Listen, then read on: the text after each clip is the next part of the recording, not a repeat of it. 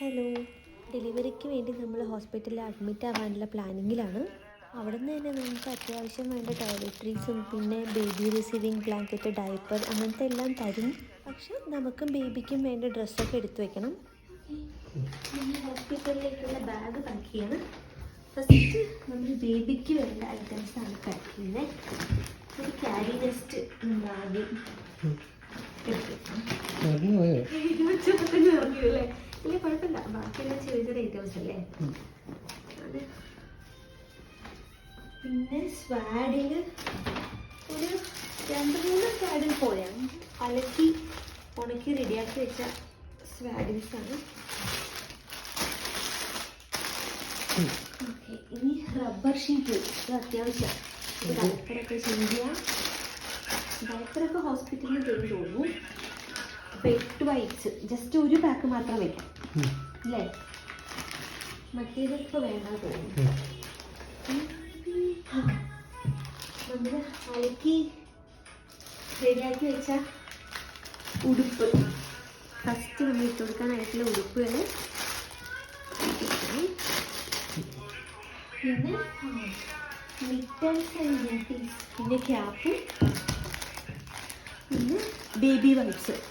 ഇത് നമ്മൾ അലക്കി റെഡിയാക്കി വെച്ച ബേബി വൈപ്സ് ആണ്. ബേബി വൈപ്സ് ആ സെറ്റ് മതി തോന്നുന്നു. ബാക്കിയുള്ളത് നമുക്ക് യൂസ് ചെയ്യണമെന്ന് തോന്നുന്നു. പിന്നെ ഇത് നമുക്ക് ഹോസ്പിറ്റലിലേക്ക് വേണ്ടെന്ന് തോന്നുന്നു, ഈ മാറ്റ്. ഓക്കെ, ബേബീൻ്റെ ബ്ലാങ്കറ്റ് ആണ്, 6 ലെയർ കോട്ടൺ ബ്ലാങ്കറ്റ്. അത് എടുത്ത് വെക്കാമെങ്കിൽ തോന്നുന്നു. ആവശ്യം വന്നാലാവട്ടെ, ഇല്ലെങ്കിൽ യൂസ് ചെയ്യേണ്ട. ഓക്കെ, ഇങ്ങനൊരു ഇമ്പോർട്ടൻറ്റ് സാധനമാണ്. നമ്മൾ സ്പാഡിൽ ഇത് പൊതിഞ്ഞ് വയ്ക്കാൻ വേണ്ടി തന്നെ നമ്മുടെ സാധനം എടുത്ത് വയ്ക്കാം അല്ലേ? ഇത് ആവശ്യം വരുന്നുണ്ടായിരുന്നു. പിന്നെ ബോഡി സ്യൂട്ട്, ഇത് പക്ഷെ പാകമാകുമോന്ന് എനിക്കറിയില്ല. കുറച്ചുകൂടി വലുതായാലും പാകമാകാൻ സാധ്യതയുള്ളൂ അല്ലേ? ഇത് പാകമാകാൻ സാധ്യതയില്ല. പക്ഷെ കുറച്ച് കഴിഞ്ഞാലേ പറ്റുള്ളൂ. ഹോസ്പിറ്റലിലേക്ക് ആവശ്യമില്ല. ഇതിൽ ഈ ബ്ലാങ്കറ്റ് വെക്കണം. ഓൾറെഡി മറ്റേ ബ്ലാങ്കറ്റ് വെച്ചതുകൊണ്ട് ഇത് വീട്ടിൽ വന്നിട്ട് യൂസ് ചെയ്യാമെന്ന് വിചാരിക്കുന്നു. ബേബി പ്ലേ മാറ്റ് ഇതും വേണ്ട, ഹോസ്പിറ്റലിൽ നിന്ന് വന്നിട്ട് മതി. ഇത് റോംബർ, ഇതും ഇപ്പോൾ പാകം അറിയാം. ആക്ച്വലി വന്നിട്ട് മതിയാവും. പിന്നെ ഫീഡിങ് പില്ലോയും എനിക്ക് ഹോസ്പിറ്റലിലേക്ക് നെസസറി ആയിട്ട് തോന്നില്ല. 2 ദിവസത്തെ കാര്യമായില്ലല്ലോ ഹോസ്പിറ്റലിൽ, അപ്പം വീട്ടിൽ വന്നിട്ട് യൂസ് ചെയ്യാം. അപ്പം ഇത്രയല്ലേ ബേബിക്ക് നമ്മൾ പാക്ക് ചെയ്തിട്ടുള്ളൂ. ഡയപ്പറും ബാക്കി ടോയ്ലറ്ററീസൊക്കെ ഹോസ്പിറ്റലിൽ നിന്ന് തരും. സ്റ്റിൽ നമ്മൾ മേടിക്കാം. നമുക്കിപ്പോൾ ബേബിക്ക് വേണ്ട ഹോസ്പിറ്റൽ ബാഗ് പാക്ക് ചെയ്തു ഇന്നലെ. ഇതിപ്പോൾ 37 വീക്സ് ആൻഡ് 4 days ആയി. ഇനി എനിക്കുള്ളത് പാക്ക് ചെയ്യാം. ചുമ്മാ തണുപ്പായതുകൊണ്ട് ഒരു ഷോളും ബെഡ്ഷീറ്റും കയ്യിൽ വയ്ക്കുന്നുണ്ട്. പക്ഷെ ആവശ്യം വരില്ല, ഹോസ്പിറ്റലിൽ തന്നെ അവിടെ എല്ലാം പ്രൊവൈഡ് ചെയ്യും. ചുമ്മാ അത് അടിയിൽ വെച്ചിട്ടുണ്ട്. പിന്നെ തിരിച്ച് വരുമ്പോൾ ഇടാനുള്ള ഡ്രസ്സ്, ഹോസ്പിറ്റലിൽ നിന്ന് വീട്ടിലേക്ക് വരുമ്പോൾ ഇടാനുള്ള ഡ്രസ്സ്, അതും അടിയിലേക്ക് വെക്കുന്നുണ്ട്. പിന്നെ ചുമ്മാ ഒരു തോർത്ത്, അവർ ആക്ച്വലി എല്ലാം തരുന്നുണ്ട്. പിന്നെ മെറ്റേണിറ്റി ഫ്രോക്സ്, ഹോസ്പിറ്റലിൽ ഇടാനുള്ള നഴ്സിംഗ് ഫ്രണ്ട്ലി ആയിട്ടുള്ള മെറ്റേണിറ്റി ഫ്രോക്സ് വയ്ക്കുന്നുണ്ട്.